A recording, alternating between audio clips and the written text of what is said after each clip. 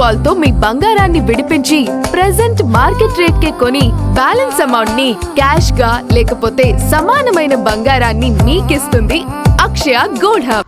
రాజకీయంగా పాలనా పరంగా తాను ఉప ముఖ్యమంత్రి పవన్ కళ్యాణ్ ఎలాంటి ఈగోలకు వెళ్లకుండా ప్రజల కోసం పనిచేస్తున్నామని, అధికారులు ఉద్యోగులు ఇదే తరహాలో రాష్ట్రం కోసం పనిచేయాలని ముఖ్యమంత్రి చంద్రబాబు సూచించారు. తనకు business reformer of the year 2025 award దక్కడానికి టీం ఏపీ పనితీరే కారణమని స్పష్టం చేశారు. మంత్రులు, అధికారులు, ఉద్యోగులే రియల్ విన్నర్స్ అని అభినందించారు. ఇటీవల business reformer of the year 2025 award అందుకున్న సందర్భంగా ముఖ్యమంత్రి చంద్రబాబు మంత్రులు, సీఎస్, డీజీపీ, కార్యదర్శులు, హెచ్ఓడీలకు ఆత్మీయ విందు ఇచ్చారు. వివిధ శాఖల్లో చక్కటి పనితీరు కనబరిచిన జిల్లా, మండల స్థాయి ఉద్యోగులను విందుకు ఆహ్వానించారు. Dinner with the real winners అనే పేరుతో ఈ కార్యక్రమాన్ని నిర్వహించారు. డిన్నర్ కి ముందు మంత్రులు, అధికారులతో సమావేశమయ్యారు. అందరి సహకారంతో రాష్ట్రాన్ని అభివృద్ధి చేస్తున్నామని, సంక్షేమాన్ని పేదలకు అందిస్తున్నామని సీఎం తెలిపారు.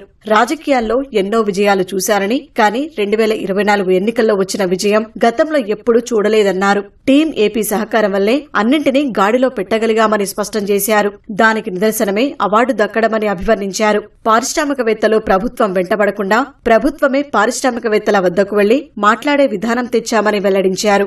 గూగుల్ ఏపీకి రాగలిగిందంటే దానికి ప్రధాని మోదీనే కారణమన్నారు. ఆర్సిలర్ మిత్తల్ రాకకు ప్రధాని తీసుకున్న చొరవే కారణమని స్పష్టం చేశారు.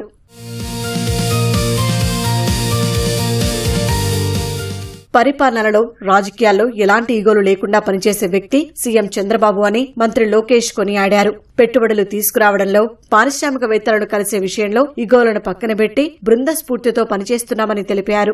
లక్ష్యాన్ని చేరుకున్న ప్రతిసారి మంత్రులకు సీఎం కొత్త లక్ష్యాన్ని నిర్దేశిస్తారని తెలిపారు. మంత్రులు, అధికారులు ఒక టీంగా పనిచేసి వాటిని సాధించేందుకు సిద్ధంగా ఉన్నామన్నారు. గత 22 నెలల్లో ఏపీ సాధించిన విజయాలు మరే రాష్ట్రంలో సాధించలేదని ధీమా వ్యక్తం చేశారు. 2019-24 మధ్య పనిచేసిన అధికారులు బృందమే ఇప్పుడు ఉంది. అయినా ఫలితాలు రావడానికి కారణం సీఎం చంద్రబాబే అని స్పష్టం చేశారు.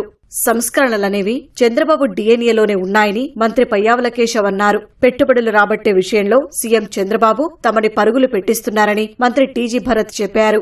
పారిశ్రామికవేత్తలతో ఒప్పందాలు కుదుర్చుకోవడంతో పాటు ఆ పరిశ్రమలు గ్రౌండింగ్ చేసేంత వరకు విశ్రమించొద్దని పదే పదే గుర్తు చేస్తుంటారని వెల్లడించారు.